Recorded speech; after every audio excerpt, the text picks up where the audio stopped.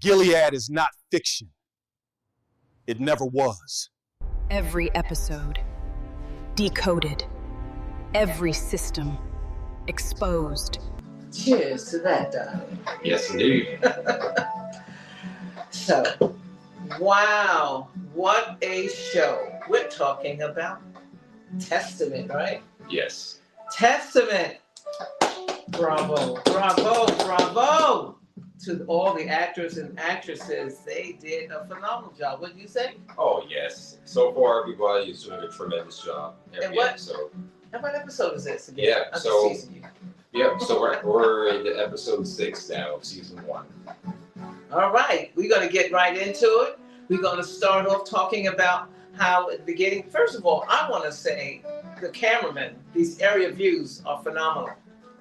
I mean, isn't it just beautiful? The area views of Canada? Yeah, the area views of this episode, like the stadium and even some of the preparatory school and preparatory school, has just been born and amazing. Yeah. It really just captures the essence of the drama and, quite frankly, the dystopia that is taking place. Yes. So let's talk about that. So it starts off with the girls going into the school, and they're showing how they're honoring Aunt Lydia. Yes. They got this statue of Aunt Lydia, right? Yeah. And Aunt Lydia is actually narrating this story, wouldn't you say, right? Yeah, she's narrating this particular episode. Right. And it shows the girls how they go into their classrooms and everything. Oh, they're doing exercises, right? They're having gym. Yeah, which I'm surprised. I didn't think they would have physical education in Gilead. Yeah, but this is Testament though. So they had to kind of like improve, and this might have been Aunt Lydia's idea, to start having, because she called these her precious girls. And she feels they're precious because these children were actually born in Gilead. And so she sees it a little different than when she was working as the mentor and the leader and the boss and the mom and the guardian of the handmaids. Yes. So, but here she's allowing the girls to have a little bit more freedom. And the background of Aunt Lydia is that she was a teacher and she loves children, but she also loves being a boss, wouldn't you say? Yeah, she definitely has a power complex about her. Yes, but the girls are playing jump rope, and then all of a sudden we notice that Agnes/Hannah, June's daughter, seems to be a little upset about something, right? Yes.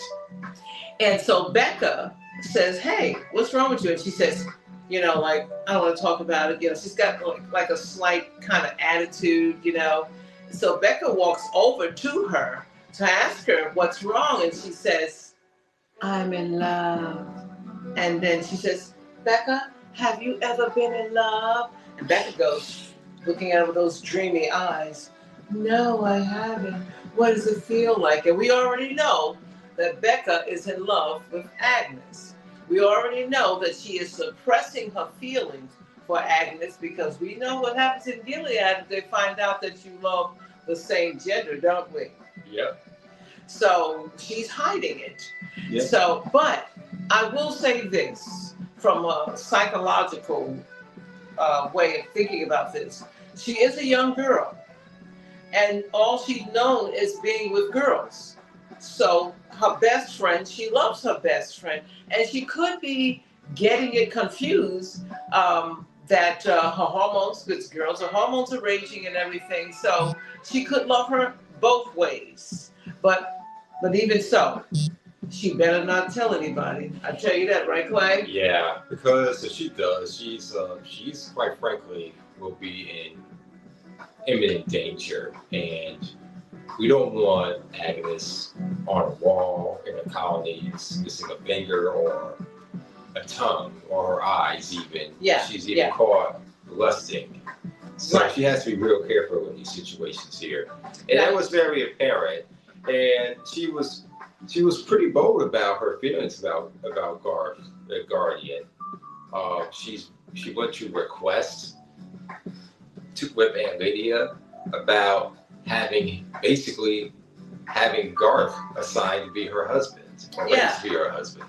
Yeah, and so Clay had mentioned that we don't want her to get in trouble and executed on the wall. Now, the wall is something that was in Gilead. Gilead has a wall and they hang people. And we talked about that, right? How that came from Willie Lynch, who was a Barbadian, I believe, a Barbadian that came over to our country to help the Southerners who asked him to come over back in slavery time. And they asked him, what can we do to get law and order in this country to make these slaves, these Africans, who really don't understand English now? And what can we do to make them listen to us and perhaps even turn on each other? And Willie Lynch, that's where the lynching word comes from, suggested that he turn them against each other. How do we do that? We turn them against each other by complexion. We turn them against each other by age. We turn them against each other for Lord knows what else, right?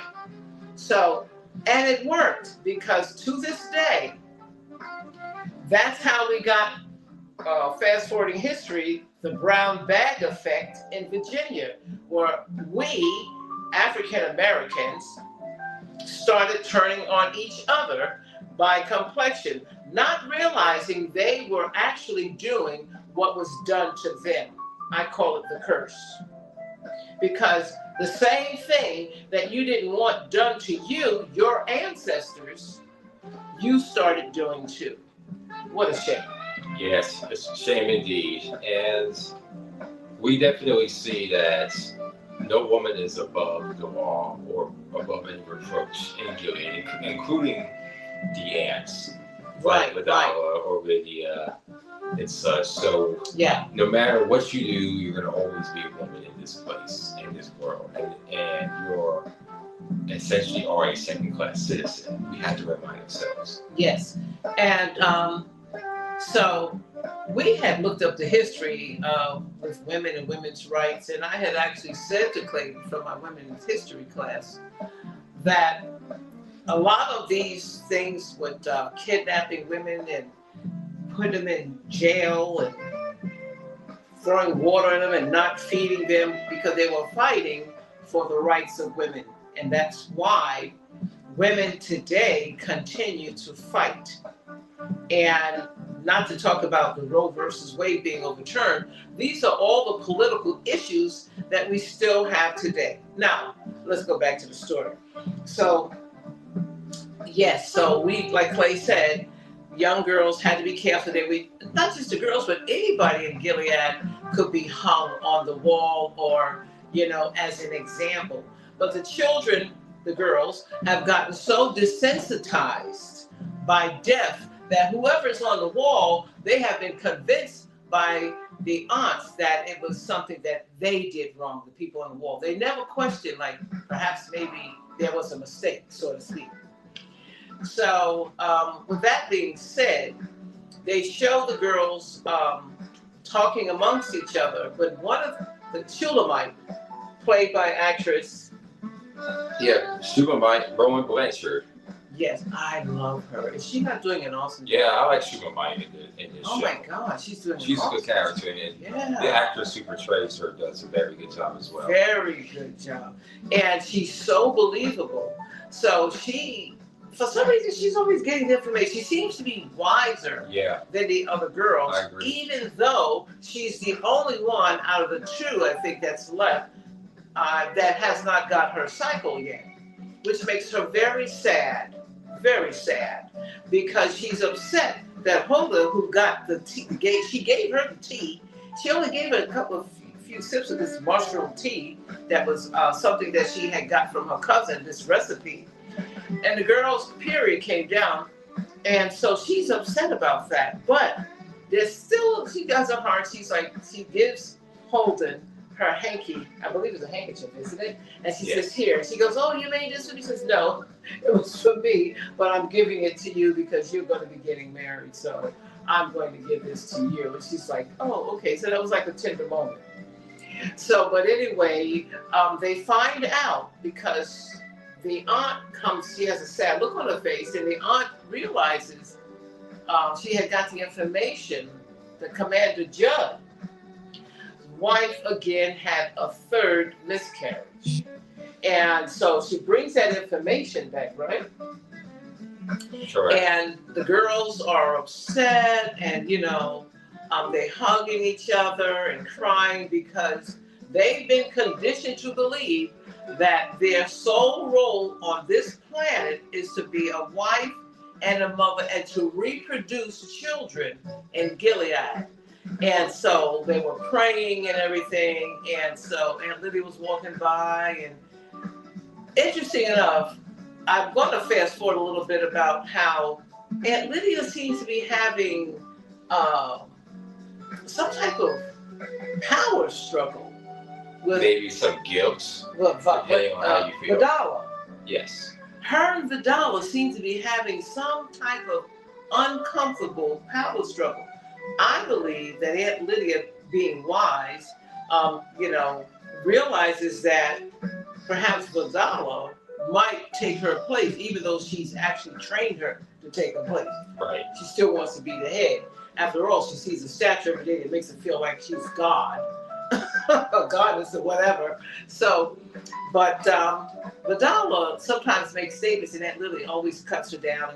And this last time she says, "Hey, why don't you go just get her certified for, because she had a period." So Vidala was really upset about that. I could tell by her look on her face that she was not a happy camper, right? And so Vidala actually says to Commander Judd,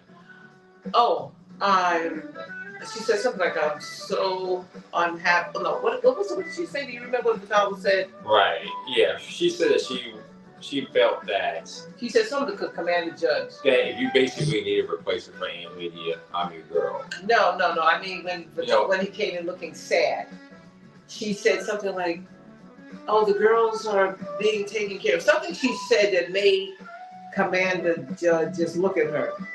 And it's almost like he didn't really believe her. Well, what she said wasn't really assuring. He wasn't feeling it. So what Aunt Lydia did, looked at her like, she's trying to take my place. So let me go over here and, really manipulate and kiss up to Commander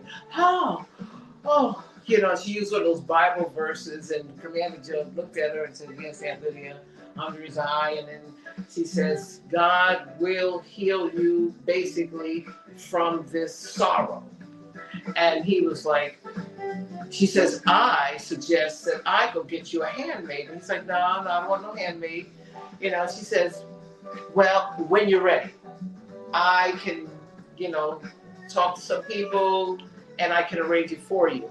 And he's like, "Okay, Aunt Lydia," sort of like that. She says, remember Aunt Lydia said this, "You can trust me." Yep, she did say that. And he looked and said, "Yes, Aunt Lydia." And for the first time, I felt, because he was already humbled and sorrowful for his wife losing his third child, that he actually believed Aunt Lydia, that she was really being sincere. And I believe in my heart that Aunt Lydia really wasn't sincere as much as she was like, "I'm not going to let Vidala come and take my place." What do you think, Clay? Yeah, I really feel that there's resentment, which we kind of find out later. Well, not kind of. We do find out later in this episode as to why there's this brewing or this simmering tension between Vidala and Lydia, like we've all have wondered and speculated in our previous reviews of this show this season so far.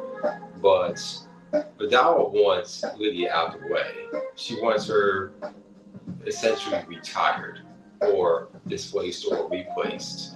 So she's trying to look for every angle in. But we'll find out why or the origins of this. Yes. So moving right along, let's talk about how Agnes / Hannah comes to Aunt Lydia as Aunt Lydia is actually sitting down, and she's like, "Aunt Lydia, gracious Aunt Lydia, well, he's praising her, really. I have a request. Can you hook me up with Garth? Well, she didn't say it that way, Yeah, but she might as well should have.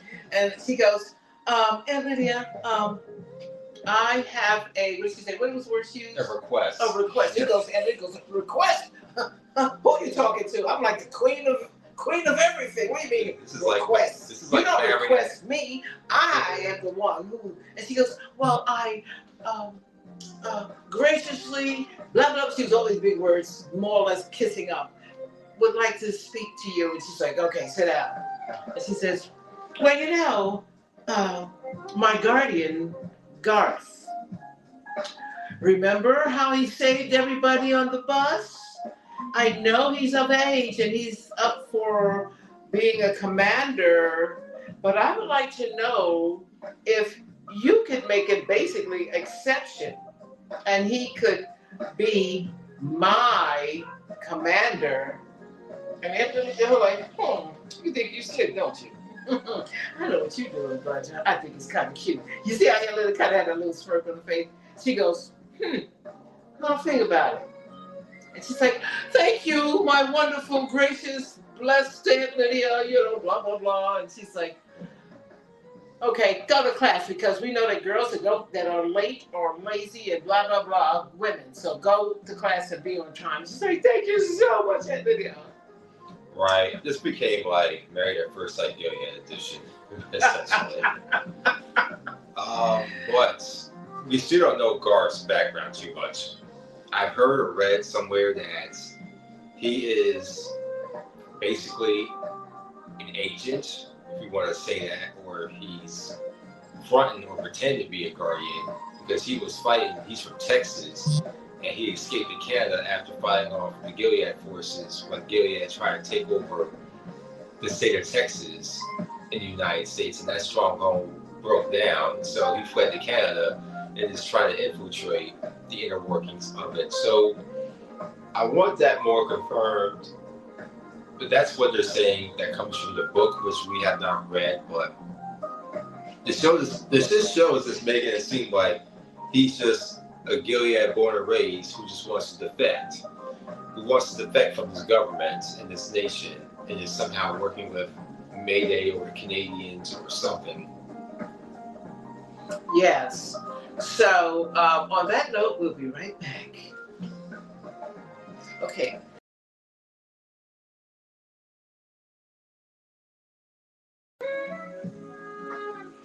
Hey, we're back. And so as we were talking about Commander Judd's wife, Penny, having a miscarriage. Who was the actress played by that? Let's look on that play. Who's the one that plays Penny, you know? Yeah, so the girl who plays Penny, if I can just find her, where is she at? Ooh, well, anyway. Well, we'll find her. Just give me a moment here. Yeah, we just want to give everybody their credit because they all did such a wonderful job. But anyway, so Aunt Lydia, Ellen Olivia, was played by Penny. So now we look, and Aunt Lydia and Vidala and all the other ladies are sitting around a table, and they've come up with a decision to choose the commanders for these girls. And how you can see that there's some type of dissension or something, some type of resentment or something, there's some friction, something is not right with Aunt Lydia and Vidala, because when she suggests somebody for Agnes, Aunt Lydia goes, no, for one of the girls, Becca. And Lydia goes, oh, so you're going to choose this man that tried to make one of my precious girl, Becca, drunk, huh? Remember that? Yeah. So they were choosing these commanders, and we noticed something. When were the ladies able to have cognac? Like, looked like they were having some cognac. Right. That part's very confusing to me because my impression was that in Gilead, you couldn't drink or smoke unless you were in a part of the Jezebels or the Jezebel Club. Yes, it's like or whatever. But yeah, this is very inconsistent. Right. And so my theory to that was because the New Testament, this is going real deep, was not as strict as the Old Testament in a different way. They had new rules, some was softened, right? Correct. So I think that they allowed the aunts in privacy, whichever way you want to say it. The British say privacy. That's how the Brits say it. And Old English probably. But they can have a little bit of something on their spare time when there's no one around. But so they're choosing the commandments for these girls. And I'm going to tell you something. That was uncomfortable because we got these young girls that's not even 18 to 20 yet being chosen for these old geezers, so to speak. And this has not really changed. What I mean by that is that even in today's society, even though women do not agree with this, we still have been conditioned in society to feel that it's okay, even if we don't think it's okay. For example, if a woman is with a man that is younger, it's considered diva or whatever. It's not as acceptable. Why? Because we have been societal conditioned from a long time ago. So you could have an old man humping on a young girl, but you can't have an older woman with a man. You see what I'm saying? There's definitely an imbalance in this. And these are what we call unspoken rules. But anyway, just a thought that makes you want to vomit. But yeah, it's definitely very unsettling, for sure. Very uncomfortable. But moving right along, let's talk about now Aunt Lydia reliving the past.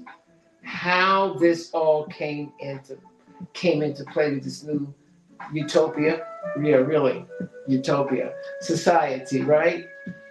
Have I left anything out with the girls? I think I've covered it. We've covered everything with the girls. We want to get into the past now. For sure. Right. And the reason why we want to talk about that, we're going to talk about why Vidala and Aunt Lydia, there's something between those two. It's an unspoken thing. So let's start with going all the way back when Aunt Lydia was a teacher, and so was Vidala and other teachers. And they were in the classroom, and it was a day off. The kids had a day off, and Aunt Lydia goes, "Okay, who used up all the coffee?" And no one said anything. Now, there was a principal, I believe he was a principal, someone of authority, sitting down, and he kind of smiled because he heard the women talking. But there were some men, soldiers, outside the door. They were guardians. What we call guardians. No, but I'm talking about the ladies thought then. They didn't know all that then. They thought maybe there was a terrorist attack or something, and they were coming to protect them. Remember? You could make that argument. Yeah. So they didn't know there was some, like this was not against them instead of for them, right? Right. So like a SWAT team, so to speak, right? Yeah. So he says, "Oh, let me go and see what this is all about." He goes to the door to talk to me. You can see him out there talking to him, and he goes like, "No, no, no," kind of like a "No, no, no, you can't come in here." And they just shot him dead right there. And the women was looking at them like, "Oh my God," right? It was frightening. And that was the beginning of hell. Yes, like real indeed. hell.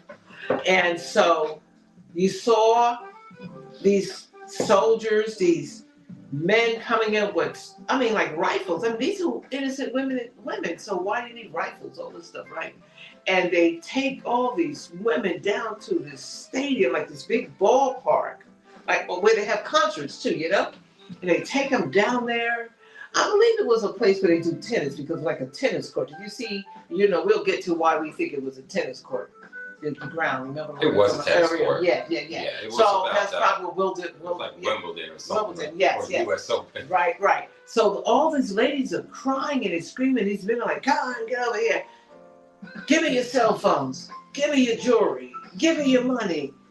Give me your pocketbooks." And the women are like, "What the hell?" And they're taking all their possessions. It felt like Holocaust. Yeah. It reminded me of some of the camps. concentration camps from documentaries that I've seen of Holocaust. It was frightening. And they took everything from these women. The women still didn't know what's going on, but they had a file on everyone, which tells us this had to be planned for years. This is not something you do in 1 year. This is something, it's got to be planned a long time to have a file on everybody, correct? Correct. And so the women are crying and it's frightening. And they're snatching out women. And to make an example, just to put that fear into them, this is an idea I got from the Holocaust and from slavery. Because what they did was they took all the women that they thought were homosexual, gays, and all the women who they felt were masculine or something about them, they had a file on them, bottom line. And they took them all out right there in the center, like a tennis court, right? That's why we feel it was like a tennis opening. And they shot them dead, just like that. Shot them dead. They said something about the divine eye for women, these people, women who have sinned. That scared the hell out of all women, and the young women and the older women. Everybody was crying. They were frantic after that. They realized then that something They could be next. They could be next. There was an overtake, and they realized then that this was the beginning of the end of whatever life they had. So, and that's what they kept showing over and over again. Then they gave them bread and water. That's another side. Just a slice of bread and water. Yeah. And they're sitting up in this hot stadium and they're like crying and they're just taking women, take it to this place, take it to that place. I got really afraid for the woman that was pregnant. Remember the woman that was pregnant? He says, "You're so-and-so and you're pregnant. Do you have a husband?" She says, "No, I have a partner." I was like, Lord Jesus, why did you say that? Take her over there to the storehouse, the box house. I'm thinking, they'll keep her and take the baby and kill her or whatever, throw it to the colony, you know. Aunt Lydia is... But they were just collecting cell phones and everything was just confiscated. We don't know. We don't really know how long they were sitting out there for. It looked like it was days on end. And you can clearly... They had to have been musty, stink, or had to use the bathroom on themselves. I don't know if they were letting them have bathroom breaks. I mean, if not, then that place really would have been reeking of human feces and human urine. Because, I mean, I'm just being realistic. We're being realistic because in the book, they were sitting in their own feces and urine. And for the Testament. Now, I haven't read it, but shout out to Twisted Life. She gave us the backstory on that whole thing. And I'm almost curious now to read this book after watching hers, because she was so detailed in it. Now, Clay and I had talked about this because I have seen lots of different reviews. Right. And recaps, shout out to all the recaps, because let me tell you something.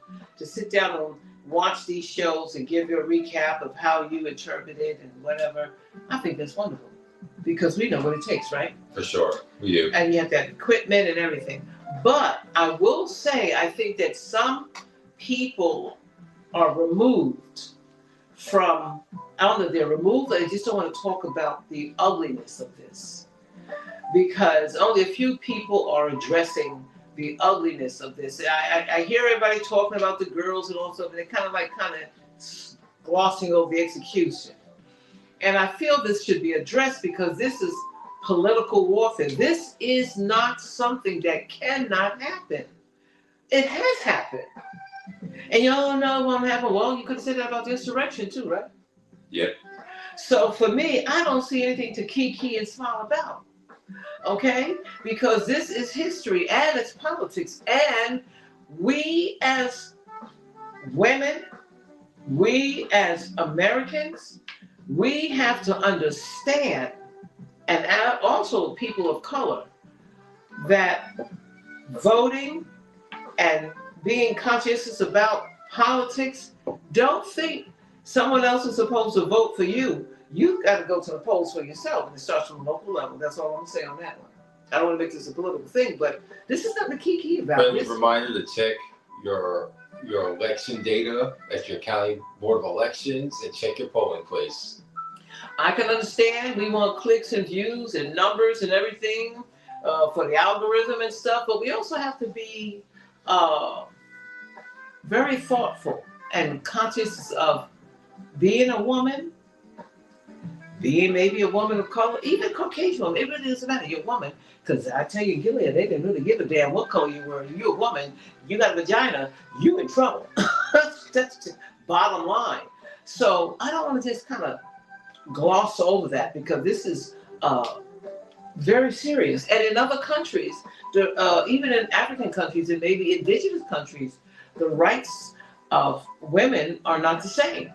So we need to make that point clear. We can enjoy this. Shout out to the directors, the producers, and the actors and actresses for doing an awesome job. But I also am thankful that you make us think. Yes. Because we need to think about these things. Okay. Yeah, I had to say that. For sure. And it's also important to know the backstories, because that's how you know what direction this show's going. And even understanding the original Handmaid's Tale series. Yeah. So there was a lot of backstories in that. And I understand a lot of people don't want to look at the trauma or dystopian part of it, but if you're going to watch this, you have to watch it in its full totality. Yes, for a lot of the newcomers, they like the whole Bridgerton style dance last week, but this is not a Bridgerton show. This is supposed to be a dark show. So we have to keep that in mind when we're reviewing this. And it's cute and all that. We kind of make these love story subplots like with Nick and June from The Handmaid's Tale, or now they're trying to do that with Agnes and Garth. But this is a dark show. This is a dark show. Dark, creepy show. We have to remember that. These women were not, this was not a romantic thing. These women were getting raped against their will at an early age. They didn't have an education, nor were they going to get one. Right. Their education was by way of the aunts. That is the education. Yeah. Basically, you are just a slave with a fancy name and a nice house to live in. But hey, don't get it twisted. This was not something to romanticize, think it's so kiki and cute, because it wasn't. It wasn't. And I'm going to tell you something. Let's talk about the execution. Let's talk about Aunt Lydia. Yes. How Aunt Lydia is called in. Yeah, let's talk about that. Yeah, so Aunt Lydia is brought into this owner's box that they have in most stadiums, especially in big stadiums. She wakes up first and she sees the dollar's gone. Yes.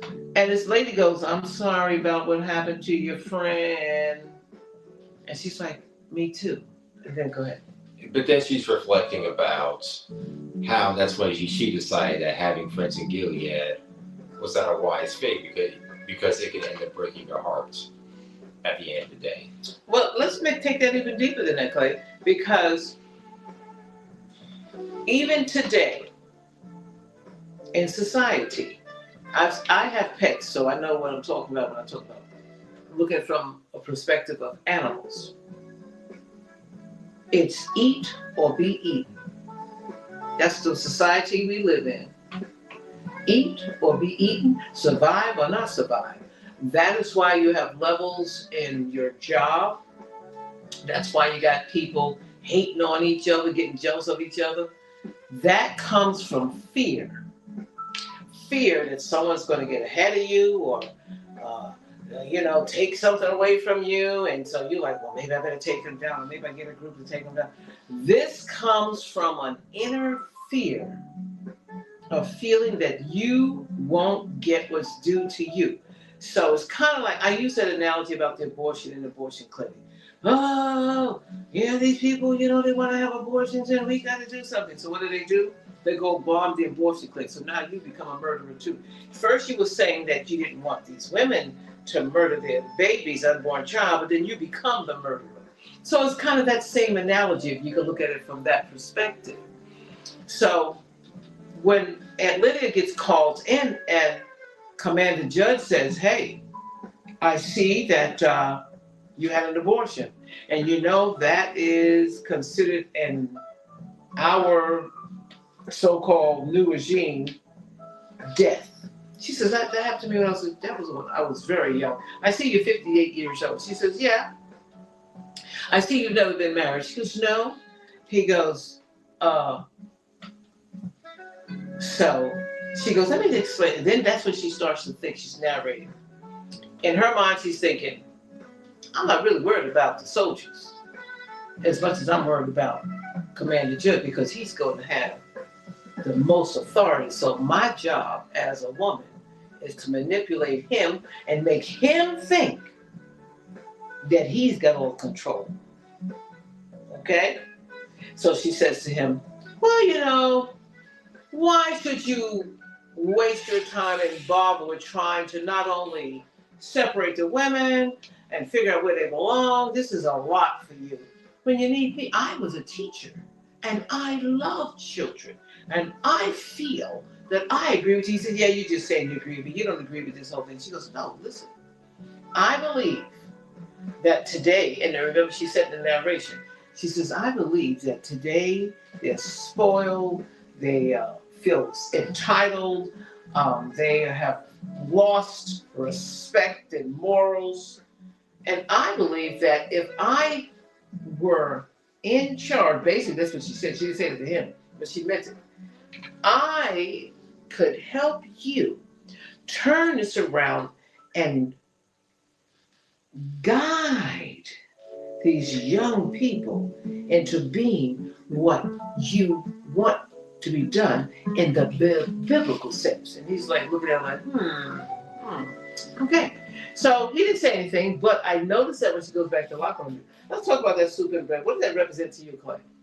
Yeah, the soup and bread represented that they were going to basically spare her, at least for this particular moment, because they gave her chicken noodle soup with a soda on the side. Well, there was no soda. But a bread. And they gave her, it looked like a fresh change of clothes. Yeah, they take a shower in the locker room. So they realized, okay, maybe this woman is onto something, that we can use her to our advantage. To our vice advantage, versa. right. Let's just be real. Yeah. And so when she takes a shower, they give her clean clothes. When she comes out, he goes, oh, you look nice and clean. No kidding. No. And she's looking at him like, yeah. Well, hey, so, walk with us here. They walk out. She walks out and she sees these women coming out frightened to death with blindfolds and their hands down. They're going to be executed. She can see that. She's thinking, oh my God. And he says, here. And she looks at him like, what are you talking about? She's like, no, please, God, no. He goes, you're either with us or you're against us. And then all of a sudden, there's Vidala. And they take her blindfold off. Aunt Vidala, back in the day when her name was Vivian. And he goes, okay, prove it. Here's the gun. He never said that Vidala did anything wrong. He wanted to see if she would shoot her. Now, there's a lot of theories about this. Some people saying, oh, that doggone Aunt Lydia, blah, blah, blah. I agree with you 100%. Aunt Lydia is a piece of work. Because if you've seen Handmaid's Tale from the beginning, you would see Aunt Lydia. Oh, that's such a long story. But if you want to know, I'm going to tell you to watch Twisted Life. I'm giving her the shout out because she breaks it down. But anyway, so he's like, okay. Now, some people are like, how? I can't believe Aunt Lydia did it. But think about this. This goes back to that what I said about animals are either a prey or a predator. And that is human nature. You either want to live or you want to die. That is human nature. And so for people to criticize her making that decision, well, Aunt Lydia was like, look, I ain't ready to die. So let me see how I can work this in my favor. A lot of people don't understand that. But if it was you, what would you do? Because I'm going to tell you right now, if it was Vivian and the roles was reversed, you don't think Vivian would take that gun and shoot Aunt Lydia? I tell you. What do you think, Clay? Oh, she definitely would have. Definitely. Why? What do you think, Clay? Because you had to go back to original survival skills. And certain groups, certain demographics, cultures believe in eat or be eaten, especially in Asian culture. That's right. And you don't sit up here and, Asian, but that's not. Look, I have Asian friends, so I know what I'm talking about because I've lived with them as far as hanging out with them, eating with them. I know their culture, okay? I'm from New York. I know their culture, okay? And they do what they are told. They're not raised like Americans, and even though they may be American, be in America, their parents raised them differently. Is that correct? Absolutely, Queen. I'm not. There's nothing all. We can always say there's some exceptions to the rule, even with us. But if the tables was turned, I guarantee you, almost to a T, that Aunt Vidala, which was Vivian back then, would definitely want to survive. Because the first thing she said was, please, I don't want to die, I don't want to die, don't shoot me. So that tells me that if it was in reverse, she don't want to die. So she's going to do exactly what she do. Because one thing about Asian culture, we know that they are into combat. They are into listening to rules and regulation. They do their way different from our way. And there is no judgment here. Every culture is different. So it's not about right or wrong, good or bad. It's about whether you want to live or die. That's really what it's about, really. We want to know the bottom line on that. Do you want to live or die? Some people say, no, I want to die, go down with the ship. And other people are like, bump that. I'm going to find a way to live, and I'm going to make this work for me. Perfect example, going back to slavery. The people in the house versus the one in the field. Okay? The ones in the house is thinking, hell no, I don't want to be out in the field picking no cotton. I'm going to make this work for me. Right? That's just life. It's not about good or bad, right or wrong. It's life. It's about survival of the fittest. That's what it's about, isn't it? Absolutely, Queen B. So, we can all sit here and have our discussion, but go back in your history books. And for the young people who are removed from this, like my son, who is in his early 20s, college age, he was not really privy to understanding Malcolm X, Martin Luther King, Black Panthers, and then you got those cults like what was that thing with the guys? Everybody killed themselves. The George, no, what was that? Black Lives Matter. Are you referring to? Yeah, the one that everybody killed themselves. It was Jim Jones. Jim Jones. Yeah. We're talking about cults and stuff too. So we're talking about whether you want to call it a cult, whether you want to call it a gang, whether you want to call it leaders all working together, whatever. The point is, if you believe in something, you're going to follow it. You want to be a part of it, right? Correct. Yeah. For sure. So my son, he did not get all that history lesson that I got or you got. So therefore, he might be removed from the execution and stuff because he's used to video games. So he don't feel it. So a lot of these people who are doing videos and keying not really getting the full severity of this because they don't want to. They want to gloss over because they don't want to think about it. But it's real. It's real life. Just like you got those games. It's real life. So don't key and gloss over just to get clicks and views. That's okay too. No judgment here. But at least understand where the history comes from. Okay, I had to put that out there. Because I'm enjoying the show. Because I love movies and series, and I get turned off from the actors and actresses and their craft. I love theater and entertainment. But I also love history. Because my background is teaching. I can't help it. As well as journalism. But I also love politics. Like Clay loves politics, right, Clay? For sure. So the episode ends with Aunt Lydia reflecting back on her life in Gilead and since. And it exposes that she is writing a series of journal entries in his private journal. Because Anson's world, surprisingly, are the only class of women that can actually write and presumably read. Obviously, you saw the file folders. Now, I think the original Handmaid's Tale might kind of differ because their file folders in the original Handmaid's Tale just had pictures, but... Let's talk about that.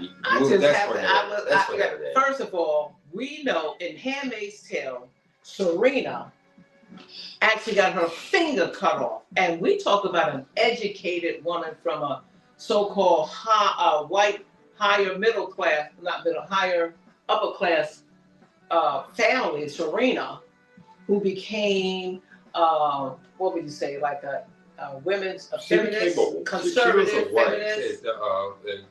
Well, to come out of Waterford. Yeah. But before they became in Gilead, Serena was definitely an activist, definitely for women's rights, definitely also kind of borderline conservative. She's a little eclectic there, but